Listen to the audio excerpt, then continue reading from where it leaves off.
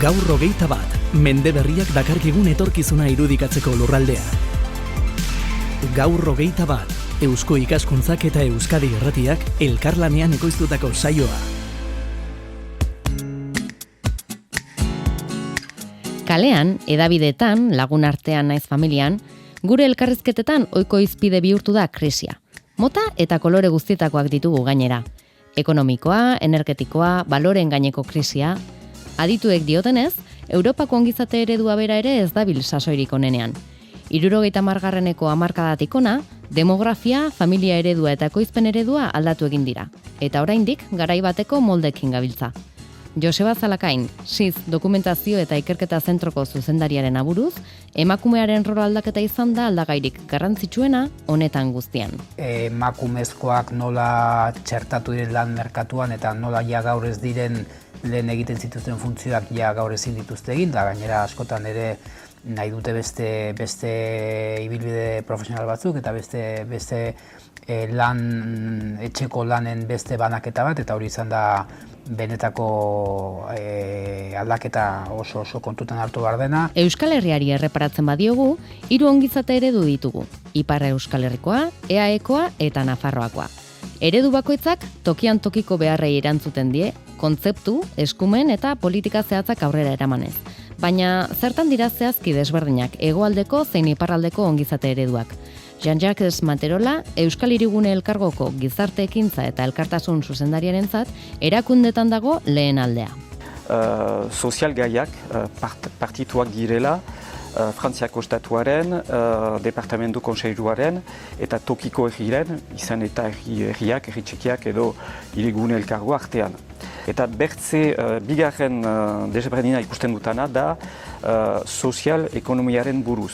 Guk, iduritzen zait, guk Ipar Euskal Herrian, gure eredua laguntzeko elkarteek parte garrantzitsu bat hartzen dutela. Hegoaldean desberdin jokatzen da.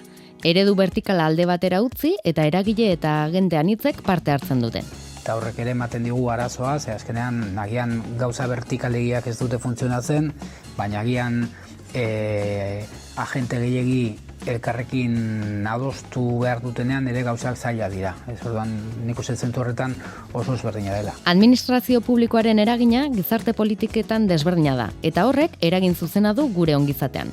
Esaterako zergetan agerikoa da. Zergetan ikusten da, ez zenbat gaitasun daukan oraindikan estatu frantsesa pentsioetan eta laguntza ekonomikoetan, eta gu gatoz beste mediterranoagoak era oraindikan, eta nik ikusten dela aldea iparralde eta hegoaldean artean agian guk oraindikan mediterraneoago garela eta familia erantzukizuna oraindikan pisu gehiago daukala. Beste desberdintasuna armen bat Zalakainen ustetan da, iparraldean politika guztiak familia eta aurrei orientatuta daudela. Hegoaldean aldiz, zahartzaroari.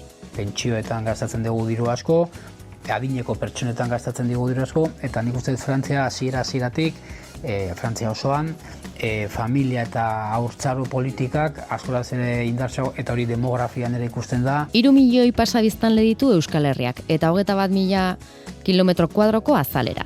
3 ongizate eredu desberdin izan da, laborategi paregabea da elkarri beatuaz ikasteko eta modu koordinatuan jokatzeko. Izan badira ordea, martxan hainbat ekimen. Manterola. Osasunaren mailan, badakit, Baionako ospitaleak harremanak baditula Nafarroako eta Gipuzkoako osasun erakundeekin eta sistema bat eraikitzeko elgarrekin lajaldien buruz. Lehenengo sektorea, lurra eta zahartzaroa lotzen dituen proiektua aurrera eraman nahian dabiltza hirigune elkargunean. Eta bertze adibide bat hartzeko, helduden urtean, onartua izaten bali bada, hirigune elkargoak berluke sartu ere proiektu berri batean, bertan deitzen dena, eta justuki saharren buruz, eta preseski Basierrialdeko sektoreetan zaharren autonomia finkatzeko. Eta helburua litake zaharrei laguntza bat ekartzia etxetan, ingurumenarekin etxean bizitzeko alden berantago. Hiritar guztiok babestuko gaituen ongizate eredu baten alde lan egitea herri proiektu gisa uler daiteke Euskal Herrian. Marko horretan, Eusko Ikaskuntzak mugaz gaindiko lehenengo mintegia ipini du abian, eragile desberdinek baliabideak izan ditzaten lankidetzarako ekimenak eta programak garatzeko. Azken finean, elkarrezagutza funtseskoa baita, elkarrekin etorkizuna eraikitzeko. Eusko Ikaskuntza, asmoz eta jakitez.